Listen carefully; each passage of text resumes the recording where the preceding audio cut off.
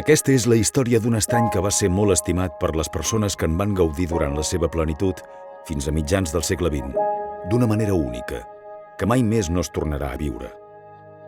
Durant dècades, milers de persones hi feien cada dia llargues passejades en barca, gaudien de la natura, feien caceres o bé participaven en grans àpats multitudinaris.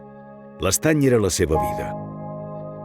Aquesta és la història de l'estany de les persones, de com molts avis de la zona encara el recorden, de com es va perdre a mitjans del segle XX, quan va ser dessecat per foscos interessos i conspiracions, i de com va ser recuperat en una operació única i sense precedents a Europa per la seva magnitud i dificultat logística, financera i estratègica. Jo crec que és la història d'un miracle. A mi em sembla una cosa extraordinària.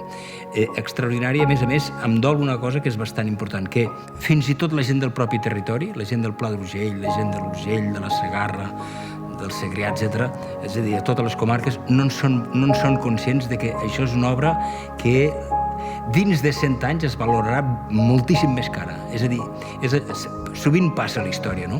De que un fet tan i tan important, els que l'estan vivint estan distrets mirant a l'altra banda.